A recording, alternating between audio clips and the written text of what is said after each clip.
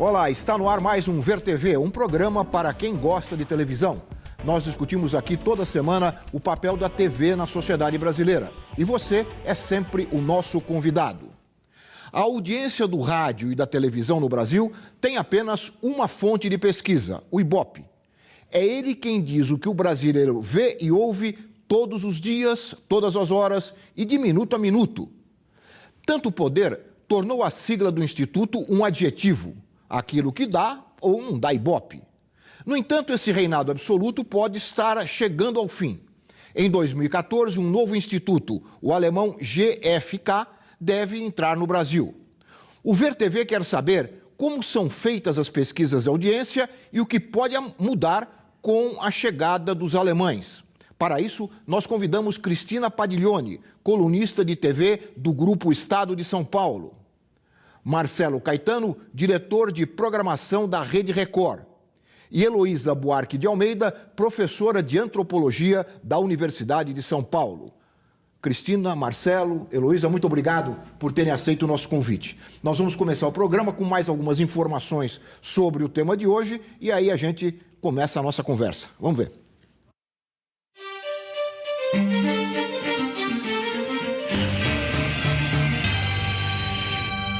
Programas são exibidos ou retirados do ar de acordo com os índices de audiência.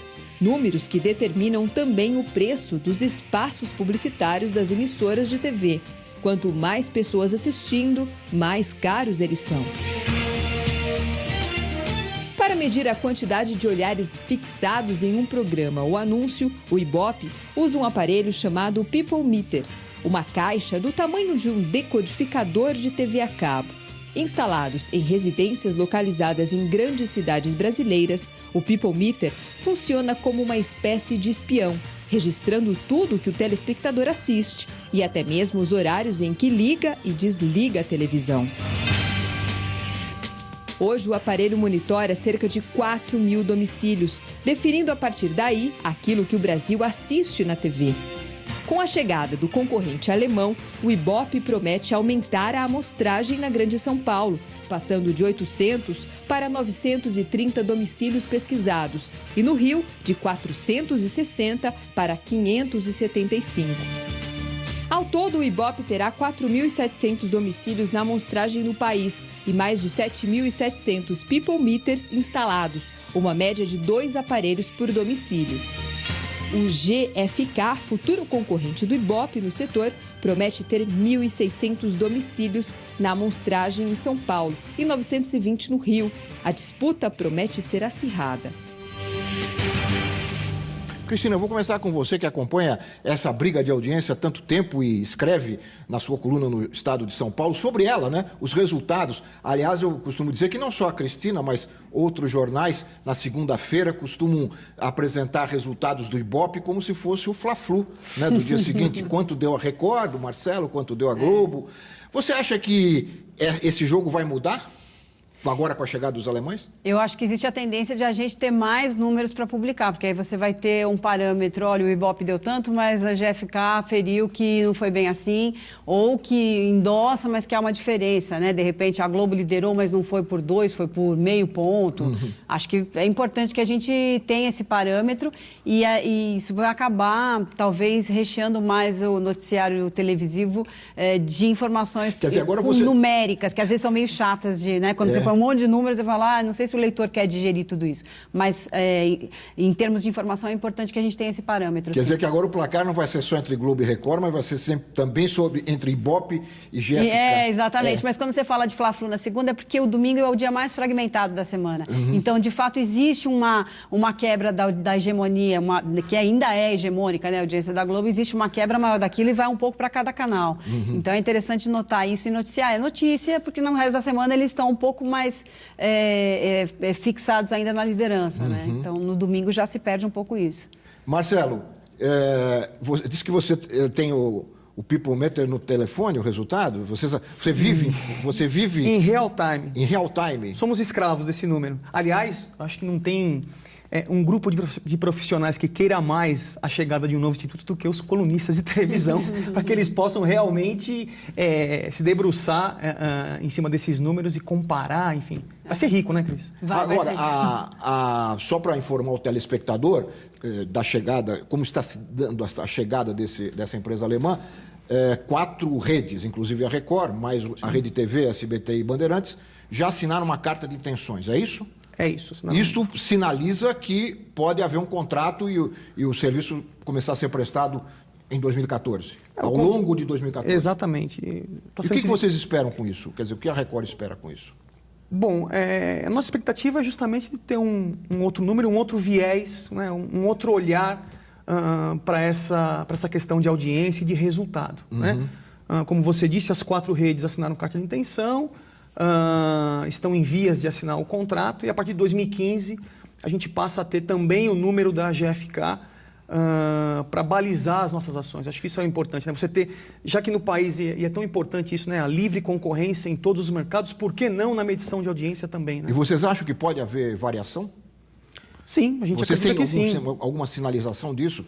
Não, é difícil a gente falar Porque a Record já protestou algumas vezes, só perguntando por isso. Protestos acontecem de todas as redes em todo momento. Né? A rede que mais perdeu audiência na última década é a Rede Globo. A gente entende que também eles do lado de lá não estejam também tão satisfeitos com os números. A Record foi a emissora que, durante esse período de 10 anos, foi a que mais cresceu. Enfim, ainda assim, a gente entende que é fundamental a concorrência.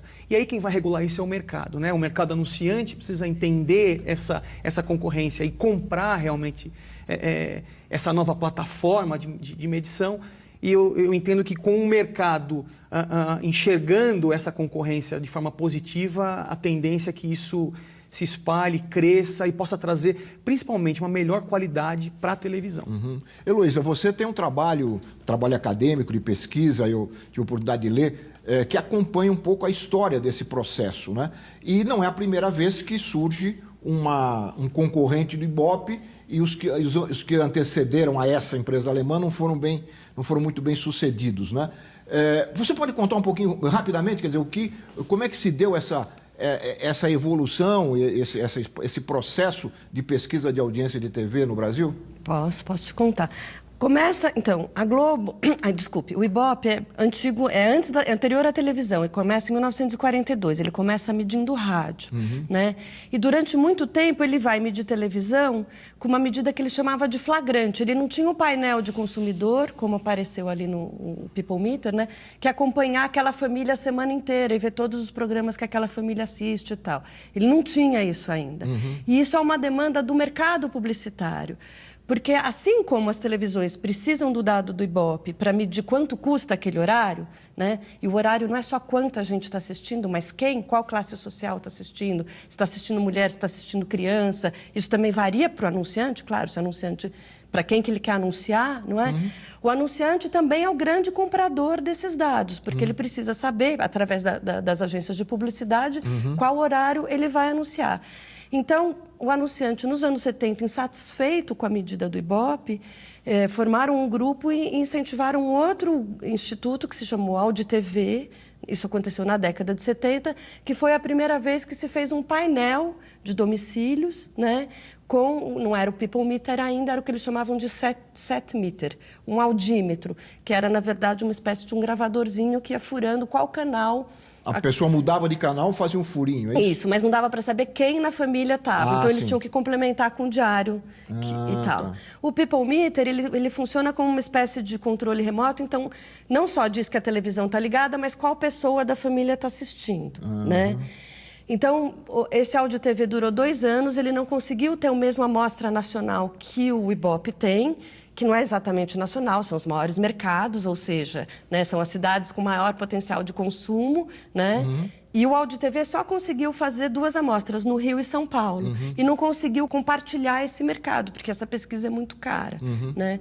Então, 2 anos depois, ou 4 anos depois, eu não me lembro bem, o Ibope compra o AudiTV e vai inovando em termos de metodologia, né? Ciclicamente, já teve 2 tentativas, principalmente ligadas ao SBT, de tentar construir um novo instituto.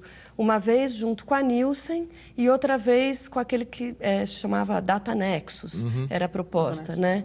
Então, já se tentou fazer isso. A dúvida que fica é se o mercado consegue sustentar dois institutos, porque como essas pesquisas são muito caras... O mercado publicitário e o mercado de televisão. Exatamente, o mercado publicitário os dois pagam, e né? o de televisão. Os dois pagam. Os dois pagam. Quer dizer, o Instituto ganha dos dois lados. O Instituto ganha dos dois lados. E o Audi TV, para se formar, ele vendeu adiantado a pesquisa. Então, as agências de publicitário compraram as pesquisas adiantado para ter o financiamento para sustentar um painel. Olha, Heloísa, nós ouvimos uma analista de pesquisa de uma agência que faz essas análises para as agências de publicidade. Eu vou colocar um trechinho da fala dela, porque para mostrar a importância de cada númerozinho. A gente, mas deu um ponto a mais, um ponto a menos, mas isso parece é sagrado. Um ponto a mais, um ponto a menos quer dizer muito dinheiro e muitos olhares, né, que estão sendo vendidos. Vamos ouvir a Maria do Carmo Cosma sobre isso.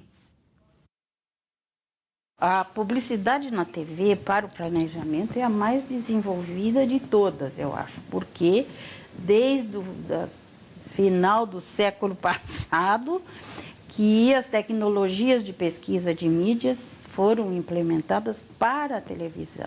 As primeiras informações inovadoras foram realizadas para a televisão. A gente compra números. Então, o fator audiência é básico. É difícil você trabalhar sem audiência. Com audiência é que a gente precisa trabalhar. Todas as decisões de planejamento, de estratégias e decisões táticas são tomadas em cima de audiência, no que diz respeito a todos os meios. Olha, a gente pode inferir daí que o que a gente vê na TV comercial é definido por esse tipo de análise que a agência faz. Então, ela paga ou não paga, então o programa vai ao ar ou não vai ao ar, se der aquele número ou não. Né? Daí a importância, um veículo tão importante como a TV no Brasil, né, é regulado por esses números. É um poder grande, não é, Cristina? É um poder incontestável, né? Incontestável. Mesmo a gente vê alguma coisa até nas TVs públicas, né? A gente está numa delas, mas assim, a cultura tem se pautado bastante por audiência também. Bom, porque ela tem publicidade. A TV paga que deveria se pautar um pouco por, né? Que tem a assinatura ali abastecendo e talvez respeitar um pouco mais o gosto de um nicho, um canal que não é exatamente o gosto da massa, que é mais segmentado, também tem se pautado por números de audiência. Então, por isso que eu acho que é importante a gente discutir a fidedignidade desses números. Nós estamos falando antes de começar o programa, esses people meter, não é? Eles estão, como é que eles são distribuídos? Eles estão, por exemplo, nas comunidades, o nome moderno das favelas, eles estão nas comunidades? Estão nas... Qual é a distribuição sociogeográfica? O Marcelo, domina esse assunto melhor que eu, que está lá, né, é um cliente do Ibope, né? Eu não sou só uma espectadora dessa cena. Mas das entrevistas que a gente faz, o que eles argumentam é que é uma distribuição de acordo com dados do IBGE e regiões da cidade. Ele representa... Mas ele não sobe o morro, representa, ou deveria representar, um universo que é a população. Então, em São Paulo são quase 19 milhões de habitantes, né? Então, essa amostra representa esse universo de 19 milhões, esses 800... Da forma como ela é distribuída. Exatamente. Né? E aí distribui de acordo com... E classe A, B, etc., em região. Exatamente. Mas tem uma curiosidade. Nas comunidades, e que nós sabemos que é uma realidade brasileira, não existem... people meters distribuídos dentro de comunidades. Enfim, certamente por uma questão de segurança, segundo a alegação de quem mede a audiência, mas é fato, né? E aí nós teríamos alguns domicílios que representam esses domicílios, só que não lá na comunidade. Enfim, estatisticamente há embasamento legal. E são, né, Heloísa? São consumidores, são classes consumidoras, cada vez mais consumidoras. Então, na verdade, tem isso. O foco é sempre o que eles chamam de mercados, não cidades. Porque o foco é aquela parte da população que consome. Então, como eu estava falando para vocês, agora, depois dessa melhor distribuição de renda, que tem a tal da nova classe C e tal, há uma demanda do próprio mercado publicitário de se ter mais pesquisa nessa classe C. Mas, durante muito tempo, a atenção do mercado publicitário, o mercado que anuncia na televisão, porque anunciar na televisão é caro, a atenção estava sobre a classe AB. Por exemplo, a gente discute muito pouco o fato de que tem uma enorme região do Brasil que não existe para o Ibope, né, nessa medida, porque não é vista exatamente como mercado consumidor. Não quer dizer que eles não consumam, quer dizer que eles consomem menos e não com a mesma frequência, né, não tem o mesmo hábito de consumo das pessoas Rio que e São são Paulo cidades. representam 50% desse painel, desse mercado. Exatamente. Tem o peso de 50%. Nós podíamos fazer uma comparação dessa amostra com as amostras que são usadas, por exemplo, nas pesquisas eleitorais, que são feitas com 2.500, 3.000 a diferença da amostra eleitoral é que ela não tem que ser pautada pelo nível de consumo, ela tem que pesquisar todo mundo, porque todo mundo vota. Olhar para o Brasil enquanto cidadão versus olhar para o Brasil enquanto mercado são dois tamanhos de nações diferentes. Consumidor, você tem razão. Um é o Estado-nação, o outro é o que eu chamo que é o mercado-nação. Ele é menorzinho, tá certo? Claro que ele se expandiu nos últimos anos muito, tá certo? Na última década isso é marcante, mas ele é diferente, ele não é todo mundo, né? E a pesquisa eleitoral, ela é mais fácil, ela também tem um custo muito grande, mas ela é mais rápida de fazer, às vezes, do que a pesquisa do painel. O difícil do painel é você ter longitudinal, não é só saber se a pessoa assistiu aquele programa, mas para o publicitário é saber quantas vezes ele assistiu aquele anúncio, tá certo? Ao longo da semana, porque também não pode ter anúncio demais se não cansa, tem uma medida certa. E, ao mesmo tempo, por que a TV por assinatura também se mede por isso? Porque, no limite, toda a mídia comercial é sustentada pelo anunciante. Nenhuma mídia comercial é sustentada pelo assinante, né? O assinante é uma parte da sua renda, mas o anunciante é muito mais do que o assinante. Muito bem. Eu vou fazer um rápido intervalo e nós voltamos em seguida conversando aqui sobre a medição da audiência da televisão brasileira. Nós voltamos já.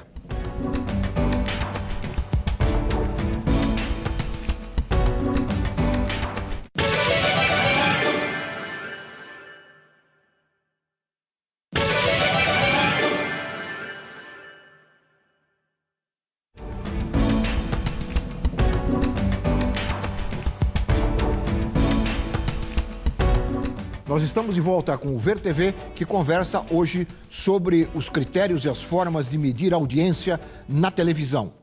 E nós ouvimos a analista de pesquisas, a Maria do Carmo Kozama, também sobre a entrada da empresa alemã nesta disputa. Vai ser uma disputa de mercado. E perguntamos como ela vê essa nova situação. Eu vejo com certo cuidado, porque não é a primeira vez que alguma empresa ou algum instituto tentou se estabelecer no Brasil e fazer pesquisa de mídia. Isto porque o nosso mercado ele não é tão grande que permita dois institutos operarem simultaneamente com audiência de televisão. Os custos têm sido altos, é verdade que essa nova empresa se propõe a oferecer pesquisas com preços menores que o do Ibope, então a gente tem que ver como é que vai ser de fato isso aí.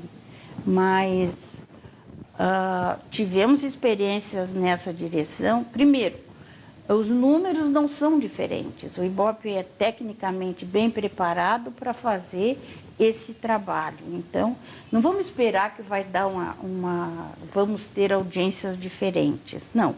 O que eu acredito que pode acontecer é o mercado reagir, se o preço for maior, que parece que não é, que é o preço menor, e aí aumentar o uso de pesquisa no Brasil. Então, isso é muito bom.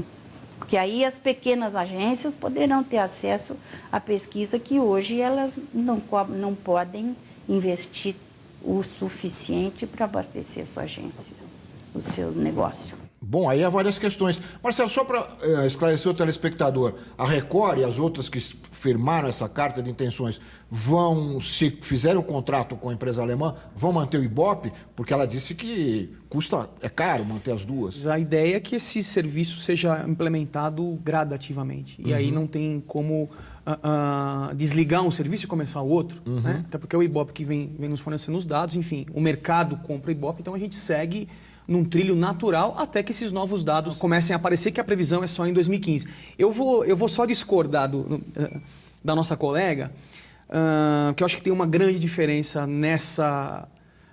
nesse momento dos momentos anteriores.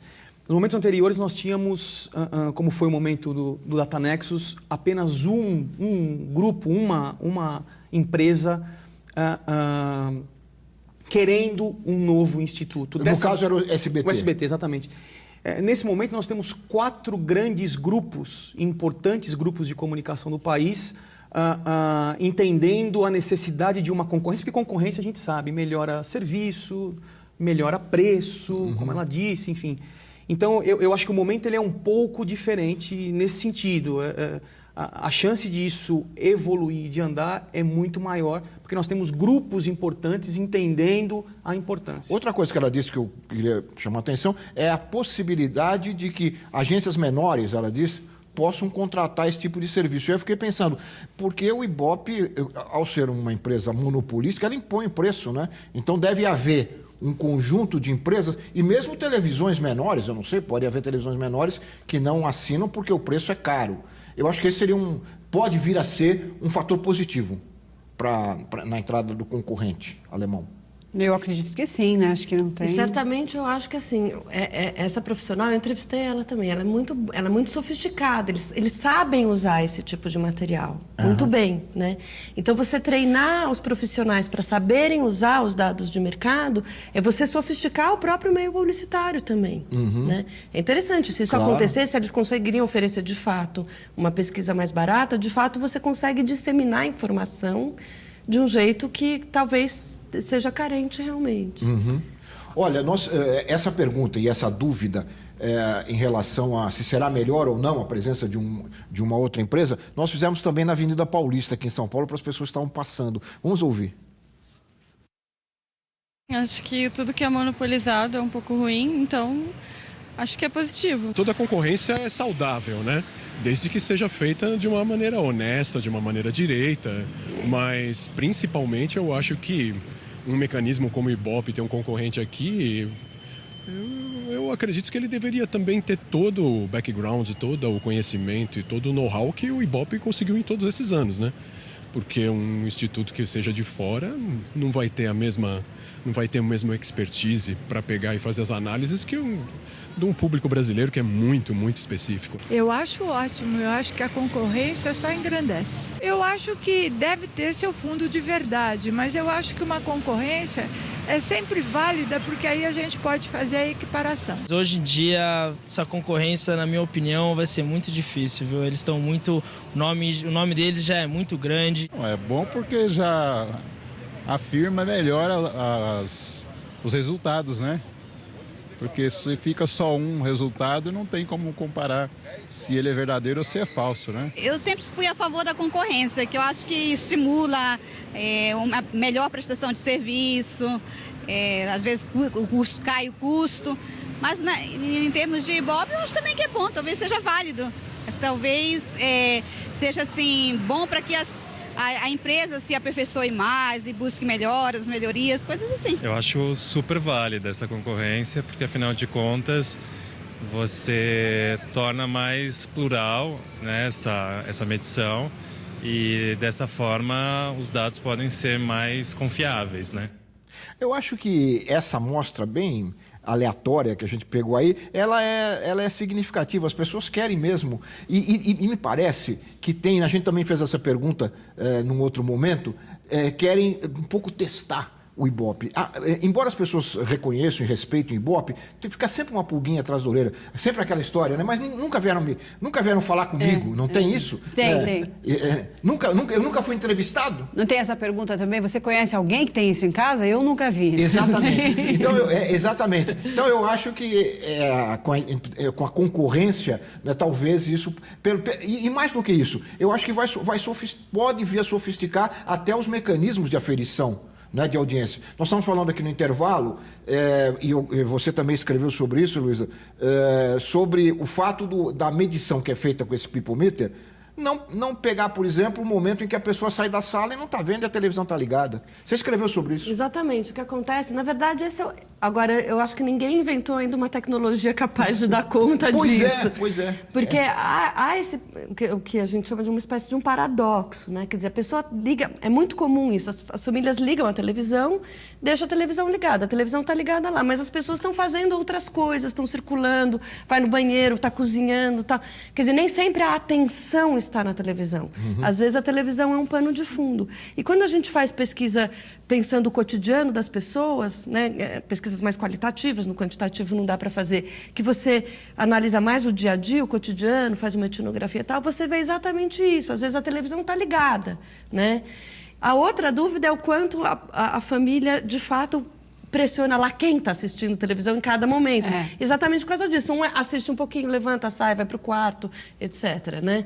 Tem essa movimentação também. Eu acredito que esse resultado de quem está assistindo o quê é quase um parâmetro. Não dá para ser uma coisa super exata como eles acabam traduzindo na pesquisa individual. Mas a grande briga do pessoal de internet, que ainda tenta seduzir o mercado publicitário e não consegue, às vezes a internet caminha a passos de banda larga, e ela capta ainda uma verba publicitária de internet de escada, né? Porque o meio publicitário ainda é um pouco conservador em anunciar lá. Então, uma grande briga dos executivos é essa: olha, se eu botar um vídeo ali para o internauta assistir, você vai ter certeza de que ele assistiu, porque aquilo vai estar clicado, vai estar registrado. E ali no intervalo de um produto, por exemplo, que você pode pagar na TV aberta milhões, o sujeito levantou. Você não tem certeza se ele foi ao banheiro naquele momento, você não tem uma precisão sobre essa audiência, né? Se foi realmente visto. E na internet o vídeo é realmente mais... você tem que clicar e assistir, ou pular os 3 segundos, enfim, mas o cara vai ter uma noção do quanto ele foi visto ali. Porque é preciso lembrar que é um mercado consumidor que está escondido na sua própria casa, né? É diferente de você medir quem vai ao cinema, né? É pagante, né? As pessoas estão escondidas no seu espaço doméstico. Você não pode invadir o espaço doméstico, tá certo? Sem autorização, né? Então... E falando nisso, e tocando numa questão que a gente não colocou ainda, a questão da audiência em tempo real que os programadores de televisão usam. Nas emissoras tem aquele o reloginho marcando. Não é painel, não tem nada a ver com People Meter. Tem a ver? É diretamente ligado. Tem a ver, é ligado. É o People Meter. O People Meter é quem fornece esse número. Ele é ligado ao People Meter, mas sem a cozinha estatística que o People Meter tem que fazer para o dia seguinte. Depois. Dá para explicar isso? Como é para o telespectador? Porque o jeito... A gente sabe que o programa é esticado ou é reduzido, né, de acordo com os números que aparecem ali. Chama o comercial, não chama o comercial. E fica olhando também o número da concorrente. Muito. Não é? Como é que é? O tempo todo. Como é que vocês fazem isso? Estratégia, assim, cada emissora tem uma, e não dá para dizer o que está certo, o que está errado, acho que cada um tem o seu jeito de olhar para os números, né? Mas fato é que o real time, né? Esse número em tempo real que as emissoras... Ele vem do aparelhinho, então, para ficar claro. Que são extraídos do People Meter, né? Sim. O People Meter manda isso para uma central que distribui para quem assina o serviço, para as emissoras. Ele definitivamente pauta as estratégias das emissoras, né? Somente na exibição de intervalos, programas ao vivo, se estica uma pauta, um musical que deu certo, canta mais uma música e fala sobre a vida do cantor, quer dizer, isso tudo, ou se encurta a participação, né? Se começa a cair... isso tudo é muito... definitivamente é pautado pelo real time. E aí gera uma série de discussões e especulações. Será que isso, olhando para a televisão de uma forma um pouco mais... de entretenimento e informativa também, como ela tem essa proposta, será que isso não prejudica a qualidade dos produtos? Quer dizer, será que você não vê demais uma coisa, ou uma coisa não se repete demais por conta daquele número? Do outro lado, não, mas se isso está dando esse número, essa audiência, é porque as pessoas que estão do lado de lá estão aceitando e querem ver isso. É uma discussão eterna, né? Mas eu acho que o ruim é que você deixa de oferecer um cardápio diferente para o espectador, com a certeza de que ele só gosta do Zezé de Camargo ou do Luan Santana. E daí, de repente, um dia alguém resolve apresentar uma orquestra sinfônica, aquilo dá audiência, mas quem é que vai ousar dar o primeiro passo? Então você fica se repetindo muito na fórmula em função disso. Esse é o problema, né? Não é nem esticar. Isso não é uma... Não é nenhum pecado esticar, mas o problema é não dar vazão a outras coisas, né? Isso não é uma peculiaridade do nosso mercado. Nos Estados Unidos, séries caríssimas são interrompidas no terceiro episódio, no segundo, terceiro episódio, por conta dos resultados de Agora, audiência. quando dá certo e os números têm a ver diretamente com o preço do espaço publicitário, não é? Quer dizer, o número da audiência está relacionado com aquele que... Se dá números altos, o preço é alto, é mais alto, não é? Também tem a questão de faixa horária, né? Prime time, quer dizer, os produtos que estão no prime time tendem a ser mais caros. E são mais caros, enfim. Aqueles com uma melhor performance, os departamentos comerciais das empresas aplicam uma política de desconto diferenciado, menor, enfim. Preço de tabela é uma coisa. Preço de tabela, preço com desconto, Mas não enfim. é só quantidade, é também o que o mercado publicitário chama de qualidade da audiência, ou seja, qual proporção da audiência é considerada consumidora, como eu já falei, né? Ou qual proporção da audiência é boa para aquele produto. Né? Então, essa coisa da faixa etária, por exemplo, o target do produto. A faixa etária, por exemplo. Né? Tem um horário, tem produto que é para anunciar na hora que a criança está assistindo. O Jornal Nacional custa mais caro que a novela e dá menos audiência que a novela. E dá menos audiência, porque a ideia é que ele é mais diversificado ainda do que a novela. Ele Daí a importância da estratificação da pesquisa, né? Mostrar que característica tem o telespectador naquele momento. E, por exemplo, o Ibope tem uma categoria, que eu não sei, eu imagino que o GFK vai fazer também, que é o seguinte: como o mercado publicitário no Brasil ainda pensa que o grande consumidor é a mulher, é a figura da dona de casa, mas a dona de casa não quer dizer que ela não trabalha, tá? A dona de casa quer dizer que ela que faz o supermercado, é só isso. Ela que toma a decisão de compra. Como eles continuam imaginando que só as mulheres compram o que é relativo, mas deve funcionar em alguma medida, eles têm uma categoria que é dona de casa com filhos, dona de casa sem filhos, nessa medida de audiência, que é exatamente para atingir esse que é considerado o perfil, né, mais consumidor do Brasil. É a mulher, é essa figura da dona de casa. E, de novo, dona de casa não é categoria ocupacional, não é que ela não trabalha, mas é o equivalente nos Estados Unidos do que eles chamam Principal Grocery Shopper, PGS. Só que nos Estados Unidos não tem sexo, no Brasil eles chamam de dona de casa. Essas categorias, elas estão ali no aparelhinho. A pessoa tem que dizer que ela é daquela categoria. Ela tem um número, 1, 2, 3, cada pessoa da casa tem um número no People Meter. Então, eles sabem que se há 2, 1 deve ser o chefe da família, o 2 deve ser a dona da casa. E, às vezes, esses 2 é uma pessoa só. E qual é o retorno para quem tem um aparelhinho desses em casa? Primeiro, há algumas questões de sigilo, né? As pessoas não podem dizer não podem dar publicidade ao fato de ter... O contrato que os domicílios assinam com o Ibope prevê, tem cláusula de confidencialidade. E o Ibope não paga esses domicílios. Esses domicílios dá um presentinho, né? Exatamente, são prêmios, presentes. Agora, enfim. as emissoras também têm um contrato de confiabilidade, né, de confidencialidade. Sim. Por exemplo, houve um momento em que o Faustão, ou o Ratinho, não sei, olha, subimos 1 ponto, 2 pontos. Não podia. Isso não pode. Isso não pode. Isso não pode. Não pode divulgar a tua posição, nem o número em que vocês... a tua posição, né, naquele momento, e nem o número que você está conseguindo naquele momento. Então, isso, pelo contrato, é proibido. Muito bem. Mas hoje, com o Twitter, sempre tem alguém para fazer vazar a audiência do sujeito. Aliás, hoje há uma banalização desse real time gigantesca. Quer dizer, você vai nas redes sociais, você encontra os números, o pessoal está discutindo sobre os números, enfim. Bom, com a internet, as coisas ficam mais... É difícil você esconder alguma coisa, né? Muito difícil. Eu vou ter que fazer mais um intervalinho e voltamos em seguida com o Ver TV, que conversa hoje sobre as formas de medir a audiência da televisão. Nós voltamos já.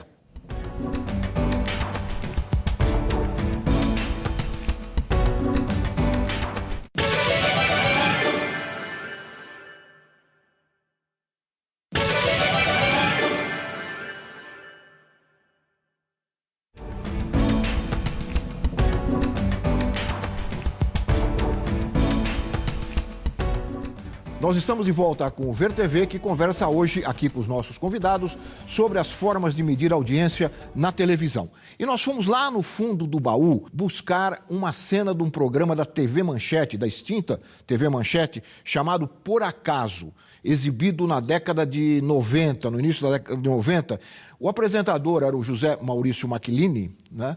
Ele entrevista o ator José Wilker. E os dois fazem algumas reflexões sobre aquilo que a gente começou a conversar aqui no bloco anterior, acho que você mencionou bem. Quer dizer, a influência, e claro que a influência negativa, né, que essa pressão dos números exerce sobre os profissionais de televisão, né?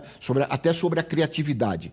Eu fiz questão de retomar essa entrevista porque ela abre uma nova discussão, né? De uma outra forma, talvez, de encarar essa questão da audiência. Vamos ouvir o Macchilini e o Zé Wilker. E o veículo televisão? Hoje ele virou uma coisa completamente diferente do que há muito poucos anos atrás ele era. Ele passou a ser uma coisa extremamente competitiva, onde as pessoas não trabalham mais por aquela obra artística ou por aquele produto, e sim atrás de um número. Né? Assim, atrás do Ibope não pode perder um ponto, não pode perder meio ponto, porque senão aí envolve o problema financeiro, envolve o patrocinador, envolve tudo. É mais difícil trabalhar assim? Eu acho que não vale a pena, não sou dono de empresa nenhuma, é claro, quer dizer, eu provavelmente fali com a empresa que eu dirigisse pensando assim, mas é o que eu penso. Não vale a pena apostar em quantidade. Vale a pena apostar em qualidade. Quantidade não produz qualidade. Qualidade produz quantidade, seguramente. Eu fico pensando que essa ansiedade pelos números acaba depreciando o melhor produto que a televisão pode oferecer, entretenimento. Acaba transformando o intervalo comercial no verdadeiro programa da televisão. Devia ser o contrário, eu acho. Eu já vi aí em alguns canais de televisão o exagero de um bloco de 5 minutos para um intervalo de 7. O raciocínio é mais ou menos assim. Quando eu faço uma peça de teatro, num teatro de 700 lugares, eu trabalho para uma pessoa. Eu quero convencer uma pessoa. Eu quero que uma pessoa seja tocada pelo que eu estou fazendo no palco. Se eu conseguir tocar essa pessoa, provavelmente eu tocarei mais umas 300 em redor dela, umas 400 em redor dela. Se eu tentar tocar 400, eu não tocarei nenhuma, com certeza. Eu vou atirar em tantas direções que eu vou acertar em alvos que não são os melhores, que não são os que eu quero acertar. Quando eu trabalho como ator, eu quero pelo menos, assim, digamos, num dia de 12 horas, uns 2 minutos de boa atuação. Se eu trabalhar para que eu tenha 2 minutos de boa atuação, eu estou feliz, eu estou satisfeito. Se eu quiser trabalhar para 12 horas de boa atuação, não farei nenhuma hora de boa atuação, nem um segundo de boa atuação.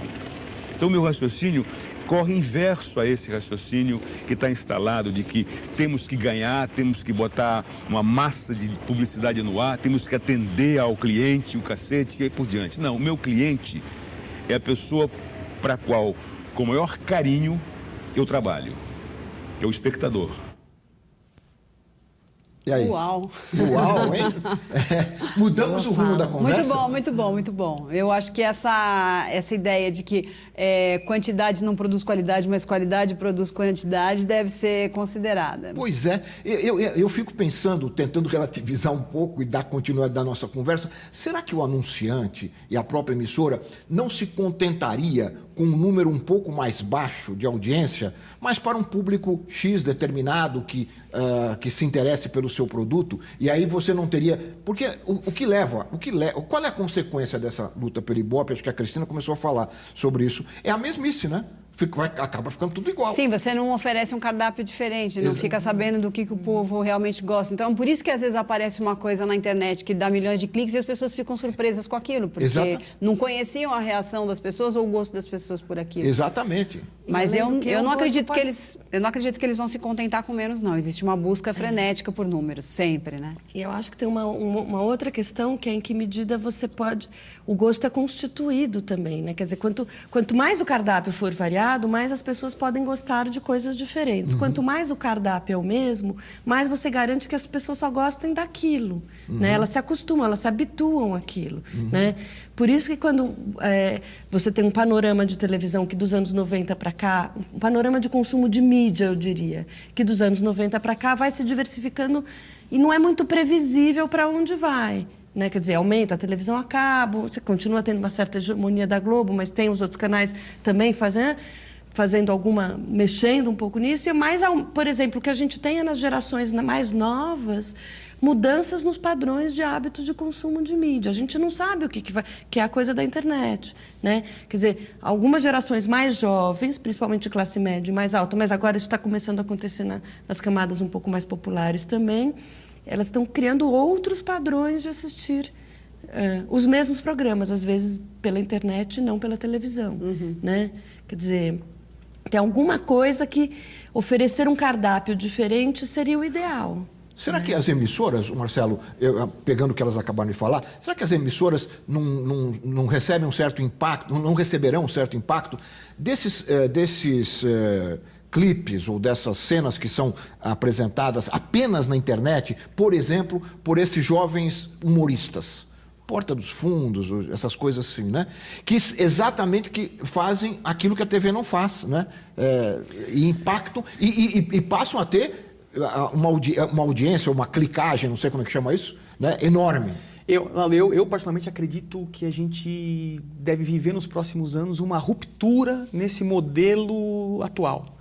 Muito por conta da velocidade e da mudança justamente dessas gerações, que já não é uma geração Y, já mudou, quer dizer, as coisas hoje acontecem muito mais rápido. Então eu acredito que haverá uma ruptura, porque eu ouvi uma frase na última BTA, na Feira de TV por Assinatura, de uma executiva da Discovery, e para mim aquela frase passou a ser emblemática. O conteúdo é rei. Ou seja, não adianta a gente ficar aqui entregando as mesmas coisas para os telespectadores, a gente tem que experimentar. É claro que experimentar esbarra em audiência, esbarra em faturamento, mas nós vamos ter que chegar nesse momento de experimentar coisas novas. Agora não vou perder. Risco, né? Exatamente. Como é que é? Experimentar é risco, né? É risco. É risco. Tem algum risco em algum momento. Agora não vou perder a oportunidade de dar uma cutucada em você. A Record entrou sem arriscar, não é? Quando a Record passou a disputar a audiência com a Globo, em muitos dos seus programas houve a Globo era a referência, não é? Essa pergunta é uma pergunta recorrente, assim. A gente tem que, eu acho que de forma bem genérica, nós temos que tentar fazer televisão sob a melhor ótica possível de qualidade, de vídeo, de conteúdo.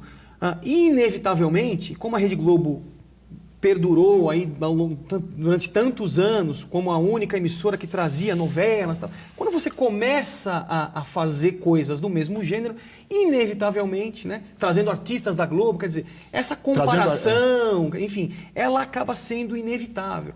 O fato é que a Record tem um projeto de televisão, um caminho que ela quer percorrer e sabe muito bem onde ela quer chegar. Independente de copiou a Globo, aquele programa é parecido. Quer dizer, se a gente for olhar a televisão como tudo, esbarra muito nessa história de experimentação. Quer dizer, o que é oferecido por todos, a gente vai encontrar coisas similares aqui e ali.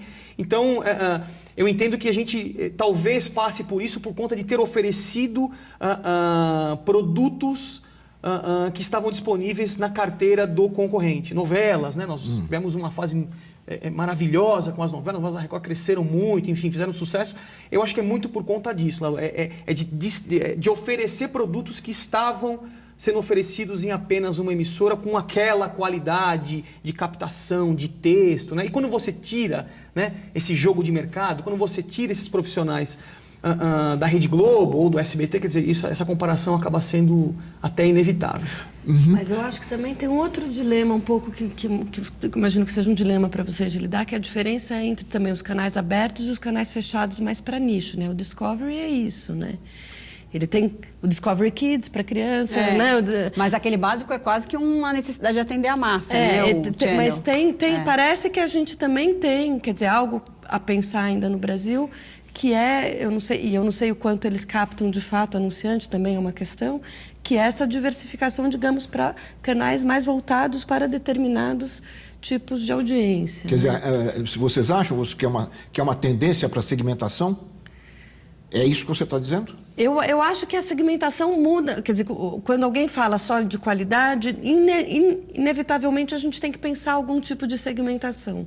Porque é difícil para uma emissora que é feita para todo mundo, né? Eu acho que um pouco isso, todos, né?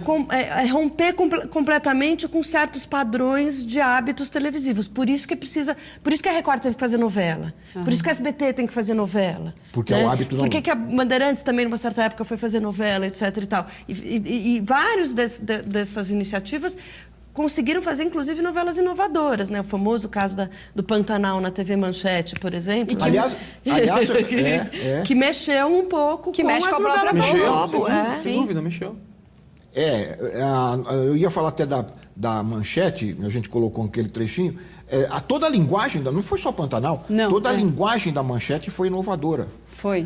E mudou. E você falou, quer dizer, mudou até, em certos momentos, acabou afetando e mexendo na programação da Globo. Afetou.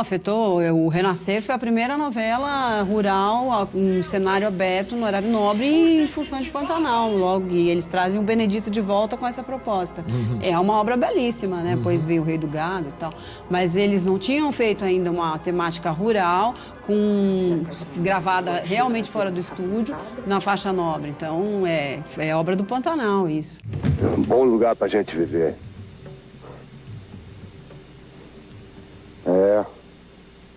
Pra se morrer também. Pra se morrer qualquer lugar serve. Foi a última sacudida na história da TV brasileira? Eu acho que não, acho que teve alguma coisa de lá pra cá, mas é que ultimamente tem sido muita coisa em torno de reality show, né? E eu acho que isso é efêmero, isso uma hora vai passar e não vai ficar nada... Eu festejo um pouco. Mas eu queria fazer uma meia-culpa aí da cobertura de televisão que a gente realiza, eu incluso. Quando a gente fala sobre se vai mudar ou não, a gente vai estar sempre de olho na quantidade, que os jornais ou os sites ficam muito em função disso. Tal programa foi mal porque o Ibope foi menor do que o da semana anterior. Então, assim, eu tento me policiar para saber se foi menor, mas não teria valido a pena que seja menor. Será que não é melhor a gente ter 1 ponto, 2 pontos a menos, mas que atenda uma qualidade, né, que entregue uma qualidade melhor do que aquilo? Analisando eu acho outras que sim. variáveis, né? Que você tá falando. Então, quando alguém festeja, olha, o programa tal bateu ontem isso ou aquilo e tal, aí eu pergunto sempre, mas com o quê? O que tinha no ar? É isso que a gente tem que saber, né? A gente não está aí medindo se é melhor porque deu mais. Então, existe uma confusão muito grande que parte da gente mesmo, né? De repercutir aquilo em função do número que deu e não do que foi visto. Há uma expressão, nós estamos chegando no final do programa, mas eu queria ouvir você sobre isso. Há uma expressão também que, como as pessoas falam, deu Ibope, não deu Ibope para qualquer coisa, há uma expressão também, a ditadura do Ibope. Eu acho que o que você está falando é um pouco isso, né? Deu 2 a mais, deu 2 a menos, o mundo caiu. O programa X não vai continuar porque a audiência está mal. Está mal por quê? Porque deu 1 ponto a menos do que o outro, né? Então, posso até nominar isso, o caso do Junto e Misturado, do Bruno Mazzeo, deu menos que o Sai de Baixo. O Sai de Baixo vai continuar? Não vai. Aquilo teve o seu tempo, passou. O que vai se tentar fazer? Uma imitação daquilo? Né? O que a gente está discutindo? A gente não está falando muito de Porta dos Fundos, então você está buscando uma linguagem nova de humor, mas você não pode sair do trilho que você tinha de X pontos. Não é possível, né? Você tem, acho que para arriscar, você tem que fazer alguma coisa. O próprio Pânico, que foi também considerado durante um tempo uma inovação, ele estava há 10 anos no rádio. A gente não pode esquecer, a televisão não arriscou do nada, ela pegou um programa que dava muito certo. Experimentado, na verdade, né? Exatamente. Então, a última grande revolução que teve veio do rádio, né? A gente continua na década de 50, é isso que a gente está falando. Aliás, de televisão ali tem pouco, né? E o pessoal, e outra coisa assim, o boom do cinema nacional também entregou para a televisão algumas receitas e nomes avalizados, né? O Avenida Brasil, João Emanuel Carneiro é o roteirista de Central do Brasil. Então a gente não está realmente arriscando, né? Ninguém quer perder um pontinho assim na televisão aberta, não. E agora acho que com a televisão paga, podendo experimentar muito mais, segmentando inclusive, talvez a gente tenha algumas coisas que venham de lá. Quando é que a gente vai escapar da máxima do Chacrinha? Que nada se cria, tudo se copia. Tudo se copia, Pois é. Às vezes, há alguns horários que não são os horários de maior audiência, às vezes é o horário mais tarde da noite e tal, em alguns momentos as televisões arriscam construir outros formatos, né? Então, por exemplo, arriscar fazer uma teledramaturgia diferente no horário, que agora é 23, né? Antigamente era às 22. Quer dizer, mas são horários que têm menor audiência. Muito bem. Heloísa, Marcelo, Cristina, eu tenho que encerrar o programa, a conversa está muito boa. Vamos ver se outros concorrentes do Ibope surjam para a gente continuar conversando. Não, espero que isso não seja necessário. Há outros temas para a gente conversar e eu espero revê-los em breve. Eu queria agradecer a você também que nos acompanhou em mais um Ver TV. Lembrando que todos podem nos seguir nas redes sociais, no Twitter e no Facebook, além de enviar a correspondência para o nosso endereço eletrônico, vertv@ebc.com.br. Até a semana que vem com mais um Ver TV, um programa para quem gosta de televisão. Até lá!